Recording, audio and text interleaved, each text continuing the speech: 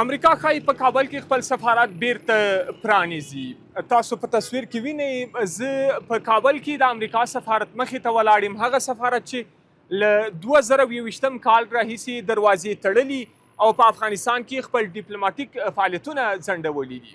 خو تازه په کابل کې د امریکا پخواني سفیر رونالډ نیومن له یوې رسنۍ سره په خبرو کې ویلي چې واشنګټن ښايي په کابل کې خپل سفارت بېرته پرانیزي.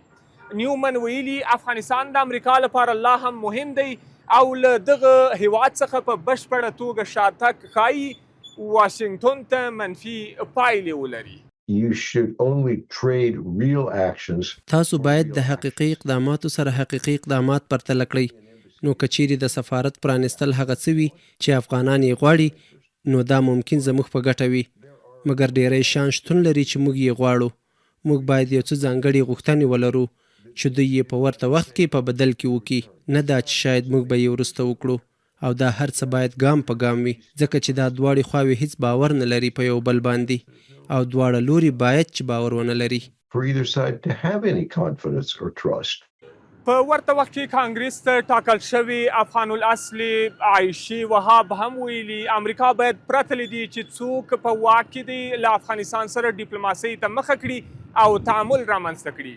وهاب د افغانستان پخواني جنګ سالارې ډلې ناکامې او د واک غوښتونکي بللي او وایي چې اسلامي امارت داسې نه دی او امریکا باید ډیپلوماټیک تعامل ورسره وکړي. مهمه نه ده چې کومه ډله په افغانستان کې واکمنه وي، موږ باید خبرې اترې او اړیکې وساتو. په غوره حالات کې موږ کولی شو دوی د بشري حقونو، ښځو حقونو او عمومي مدني حقونو برخه کې خو لارو ته وهڅوو. افغانستان یو بند هیواد دی او د هیوادونو لخوا چې خپلې ګټې لري چاپېر شوی دی. دا هیواد پراخې طبیعي سرچینې لري او متحده ایالات باید له افغانستان سره د جلا کېدو پر ځای همکاري او تړونونه ولټوي. د اسلامي امارت مخالفې ګڼ شمېر جنګ سالارې ډلې هم د واک ترلاسه کولو هڅه کوي. زما په نظر دغه ډلې ټولې افغانستان ته ناکامه شوي او سختې بې لارې دي. دوی د هیواد د هوساینې پر ځای خپلې شخصي ګټې لومړیتوب بولي. هغه مهال هم چې د امریکا ملاتړ یې درلود، دا ډلې د هیواد په کچه د پراخې ویجاړۍ مسؤلې وي. سیاسي شنونکي د افغانستان په تړاو د امریکایي چارواکو وروستۍ څرګندونې مثبتې ارزوي او وایي امریکا نه غواړي افغانستان چې په سیمه کې مهم موقعیت لري د نورو هیوادونو نفوذ ته پرېږدي او له همدې امله د کابل په تړاو د ډیپلوماټیک تعامل هڅه کوي. امریکا هیڅکله نه غواړي چې افغانستان سیمه د موقعیت بل چاته پرېږدي. یو خو 20 کاله په دلته سرمایه گذاري کړي، دلته تاوانونه کړي دي، زیانونه یې کړي، مبارزه یې کړي.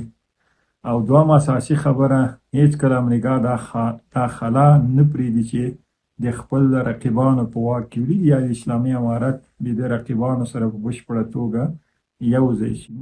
عایشه وهاب ډېر یو مهمو دریو ټکو ته اشاره کړې ده. یو دا چې سیاسي موضوعات، ټولنیز موضوعات او همداسې اقتصادي موضوعات. په اقتصادي موضوعاتو کې د امریکا حکومت باندې غږ کړی دی چې د افغانستان زیرمې، د افغانستان جغرافیایي موقعیت دا باید په صلح‌آمیزه ډول باندې د تفاهم له لارې، د تعامل له لارې باید د افغانستان سره اړیکې جوړې شي تر څو چې په سیمه کې د دغه مهم هیواد ارزښت له پامه ونه غورځول شي. البته د امریکا د اقتصادي ګټو لپاره سیاسي تړاو باندې هم اشاره دا شوې ده چې جنګونو، جګړو، فشارونو، حملو او اشغالونو هیڅکله نتیجه نه ده ورکړې. باید امریکا د اسلامي امارت سره، د اوسني حکومت سره د تعامل له لارې وړاندې راشي تر څو چې هغه پیښې ستونزې چې په سیاسي لحاظ باندې افغانستان یا امریکا یا د سیمې هیوادونو سره مخامخ دي هغه باید د دې لارې حل شي.